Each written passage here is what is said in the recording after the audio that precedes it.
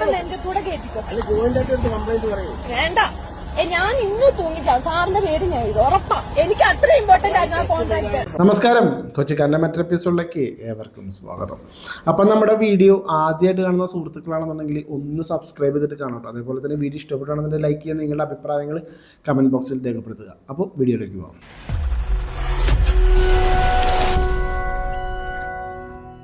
ഈ പെൺകുട്ടി ഉണ്ടല്ലോ, ലൈസൻസ് കിട്ടാത്തതിന്റെ പേരിൽ MVD ഉദ്യോഗസ്ഥനെ ഭീഷണിപ്പെടുത്തുന്ന രംഗമാണ് നിങ്ങളിപ്പോൾ ആദ്യം കണ്ടത്. അതൊരു ചെറിയൊരു സാമ്പിൾ മാത്രം. ഈ പെൺകുട്ടി റോഡ് ടെസ്റ്റിൽ ഫെയിലായി. അതുകൊണ്ട് തന്നെയാണ് ഈ ഒരു MVD ഉദ്യോഗസ്ഥന് ആ പെൺകുട്ടിക്ക് ലൈസൻസ് നൽകാഞ്ഞത്. അതിന്റെ പേരിലാണ് ആ പെൺകുട്ടി ഈ ഒരു ഉദ്യോഗസ്ഥനെ ഭീഷണിപ്പെടുത്തുന്നത്. ഞാൻ തൂങ്ങിച്ചാവും, താങ്കളുടെ പേര് എഴുതി വെച്ചിട്ടാണ് ഞാൻ തൂങ്ങിച്ചാവാന്നൊക്കെ പറഞ്ഞുകൊണ്ടാണ് ഈ പെൺകുട്ടി ഈ ഒരു ഉദ്യോഗസ്ഥനെ ഭീഷണിപ്പെടുത്തുന്നത്. എന്തായാലും ആ ഒരു ഭീഷണിയിലൊന്നും കുലുങ്ങാതെ സ്റ്റേണായിട്ട് നിന്ന ആ സാറിന് ആദ്യം ഒരു സലാം. വേറെ ഒന്നല്ല, ഇങ്ങനെയൊക്കെ ഭീഷണിപ്പെടുത്തിയിട്ട് ലൈസൻസ് മേടിച്ചിട്ട് പോകുന്ന പെൺകുട്ടികൾക്കൊക്കെ ലൈസൻസ് കൊടുത്തു കഴിഞ്ഞാൽ ഭീഷണിയാവുന്നത് മറ്റുള്ള യാത്രക്കാർക്കാണ്. വണ്ടി ഓടിക്കാൻ അറിയാതെ റോഡിലോട്ട് വണ്ടിയും കൊണ്ട് ഇറങ്ങി മറ്റുള്ളവരെ ഇടിച്ചു തെറിപ്പിച്ച് എന്തിനാണ് വെറുതെ ആവശ്യമില്ലാത്ത പണിക്ക് പോണത്? എന്തായാലും ഈ ഒരു ഉദ്യോഗസ്ഥൻ അദ്ദേഹത്തിന്റെ തീരുമാനത്തിൽ ഉറച്ചു നിന്നല്ലോ, അത് തന്നെ വലിയ കാര്യം. ചില ഉദ്യോഗസ്ഥന്മാർ ചില വിട്ടുവീഴ്ചകൾ ചെയ്യുന്നത് നമ്മൾ കണ്ടിട്ടുണ്ട്. അതേപോലെ തന്നെ വേറെ ചില പ്രവർത്തികളിലൂടെയും ലൈസൻസ് കൊടുക്കുന്നത് നമ്മൾ കണ്ടിട്ടുണ്ട്. അതൊക്കെ പിന്നാമ്പുറ കാഴ്ചകളാണ്. അതിൻ്റെയൊക്കെ രേഖകളും കാര്യങ്ങളൊക്കെ ഇനിയും കുറച്ച് നാളുകൾക്ക് കഴിയുമ്പോൾ പുറത്തു വരും. അതുവരെ നമുക്ക് വെയിറ്റ് ചെയ്യാം. എന്തായാലും ഈ ഒരു കുട്ടി ഈ ഉദ്യോഗസ്ഥനെ ഭീഷണിപ്പെടുത്തുന്ന രംഗം നമുക്കൊന്ന് കേട്ടു നോക്കാം. അവസരം ഉണ്ടെന്ന് ഞാൻ പറഞ്ഞല്ലോ. ഇനി എവിടെയാ അവസരം? ഒരാഴ്ച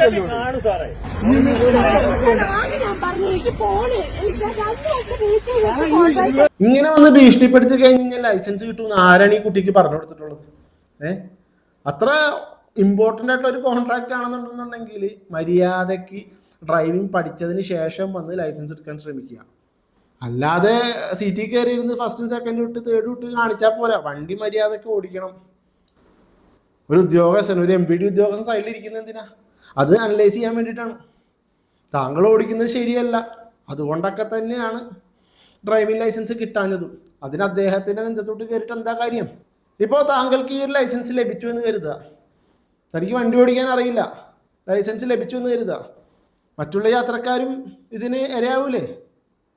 അതൊക്കെ ചിന്തിച്ചുകൂടെ? സാമാന്യ ബോധമില്ലേ? നിങ്ങൾക്ക് വിദ്യാഭ്യാസമില്ലേ?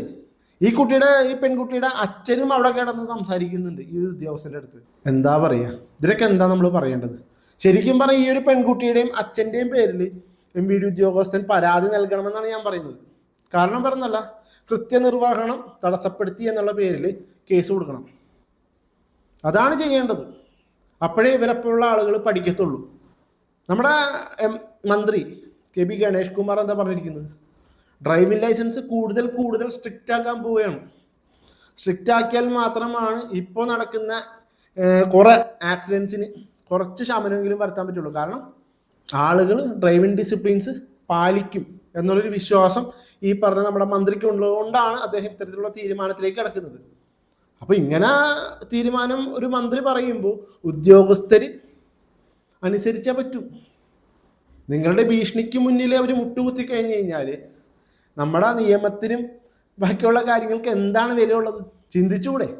എന്തായാലും ആ പെൺകുട്ടി പറയുന്ന ബാക്കി കൂടി കാര്യങ്ങൾ നമുക്കൊന്ന് കേട്ടു നോക്കാം. അവസരം ഉണ്ടെന്ന് ഞാൻ പറഞ്ഞല്ലോ. ഇനി എവിടെയാ അവസരം? ഒരാഴ്ച കാണു സാറേ.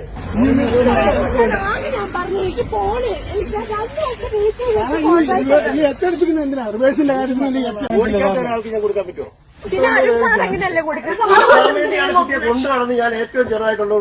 എന്തായാലും അരുൺ സാർ ഏതാണെന്ന് അറിയാൻ പാടില്ല. അരുൺ സാർ പെട്ടിട്ടുണ്ട്.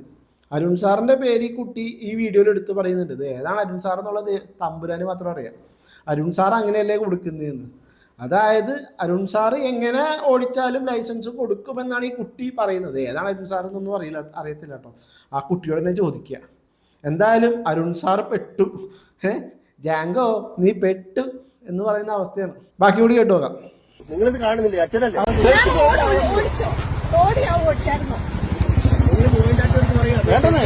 പോകുന്നില്ലേ?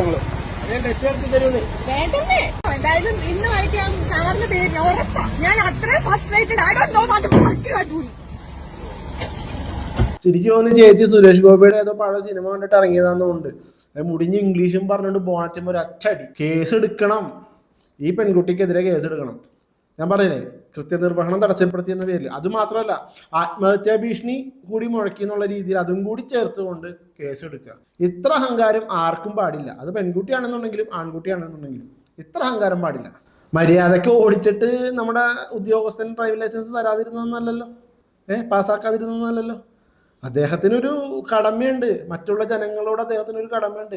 മറ്റുള്ളവരുടെ ജീവൻ സംരക്ഷിക്കാനും ഈ ഉദ്യോഗസ്ഥന് കടമയുണ്ട്. നിങ്ങൾക്ക് വെറുതെ സൈഡിലിരുന്ന് ഡ്രൈവിംഗ് ലൈസൻസ് പാസ്സായി എന്ന് എഴുതാൻ മാത്രമല്ല ഈ MVD-കാരിരിക്കുന്നത്, ഉദ്യോഗസ്ഥന്മാരിയ്ക്കുന്നത്. അതാദ്യം മനസ്സിലാക്ക്.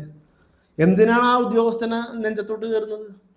ഇനി അടുത്ത പ്രാവശ്യമെങ്കിലും ഓടിച്ച് പഠിച്ചിട്ട്, മര്യാദയ്ക്ക് ഓടിച്ച് പഠിച്ചിട്ട് ടെസ്റ്റിന് വാ. അല്ലാതെ വണ്ടി ഓടിക്കാൻ അറിയാൻ പാടില്ലാതെ ഉദ്യോഗസ്ഥന്മാരെ നെഞ്ചത്തോട്ട് കയറിയിട്ട് കാര്യമില്ല. നിങ്ങളും ഒരുപാട് വാർത്തകൾ കാണുന്നതല്ലേ, എത്രത്തോളം അപകടങ്ങളാണ് ഓരോ ദിവസം നടക്കുന്നത്. ഈ റോഡ് ഡിസിപ്ലിൻസ് ഇല്ലാതെ, വണ്ടി ഓടിക്കാൻ അറിയാതെ എത്ര അപകടങ്ങൾ നടക്കുന്നുണ്ട്. നിങ്ങളും ഇത്തരം ന്യൂസുകളും കാര്യങ്ങളൊക്കെ കാണുന്നവരല്ലേ, ചിന്തിച്ചൂടെ? എവിടെയല്ലേ, എന്താ അല്ലേ? ഈ ബാക്കി കൂടി കേട്ടു നോക്കാം. സാറേ അവിടെ പറഞ്ഞോ, എന്നിട്ട് ആ കാര്യമായിട്ട് സീരിയസ് ആയിട്ട് പറഞ്ഞ ജോയിന്റ് എടുത്ത് പറയൂ. നിങ്ങൾക്ക് ലോകം അവസാനിക്കല്ലേ, ജോയിന്റ് എടുത്ത് പറയൂ.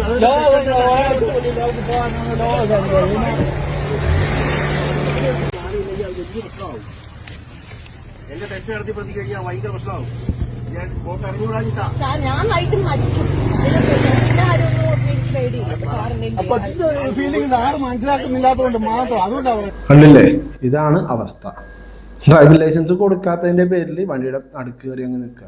ഇനി ഇതിന് കമന്റ് വന്നിരിക്കുന്നൊന്ന് വായിച്ചു കഴിഞ്ഞാണ്ടല്ലോ, ആരും ആ കുട്ടിയെ സപ്പോർട്ട് ചെയ്യുന്നില്ല, ആരും സപ്പോർട്ട് ചെയ്യുന്നില്ല. എന്തായാലും 1-2 കമന്റുകൾ ഞാൻ വായിക്കാം. ഇനിയിപ്പോൾ തൂങ്ങി മരിച്ചാലും കുഴപ്പമില്ല ചേച്ചി, റോഡിൽ കൂടി പോകുന്ന മറ്റുള്ളവർക്ക് ജീവൻ തിരിച്ചു കിട്ടുമല്ലോ. അടുത്തത്, എന്തായാലും ഭീഷണിക്ക് മുന്നിൽ മുട്ടുകുത്താത്ത ഉദ്യോഗസ്ഥന് ഇരിക്കട്ടെ കുതിരപ്പവൻ.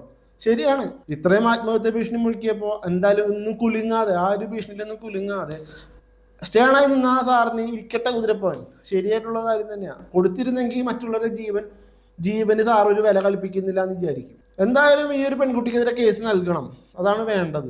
ഇത്രയും അഹങ്കാരം പാടില്ല. എന്തായാലും ഈ ഒരു വീഡിയോ എടുത്ത് പോസ്റ്റ് ചെയ്യാൻ തോന്നിയത് വളരെ നന്നായി. അല്ലെങ്കിൽ ഈ പെൺകുട്ടി എങ്ങാനും ഈ ഉദ്യോഗസ്ഥന്റെ പേര് എഴുതി വെച്ച് ആത്മഹത്യാ ശ്രമം നടത്തിയിരുന്നെങ്കിൽ എന്ത് ചെയ്താനെ?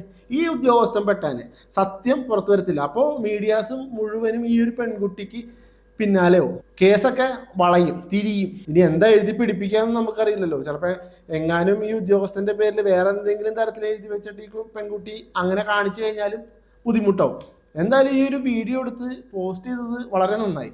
എന്തായാലും ആ ഒരു പെൺകുട്ടിയുടെ ഇമേജ് പോയി കിട്ടിയെന്ന് വേണമെങ്കിൽ പറയാം. എന്തായാലും നിങ്ങൾക്കെതിരെ നടപടി എടുക്കുമെന്നുള്ളൊരു വിശ്വാസത്തിൽ ഞാൻ എന്തായാലും എൻ്റെ വീഡിയോ നിർത്തുകയാണ്. അപ്പോൾ ഇതിനെക്കുറിച്ചുള്ള അഭിപ്രായം എന്താണെന്നുള്ളത് നിങ്ങൾ കമൻറ്റിൽ രേഖപ്പെടുത്തുക. അപ്പോൾ ഓക്കെ, ബൈ.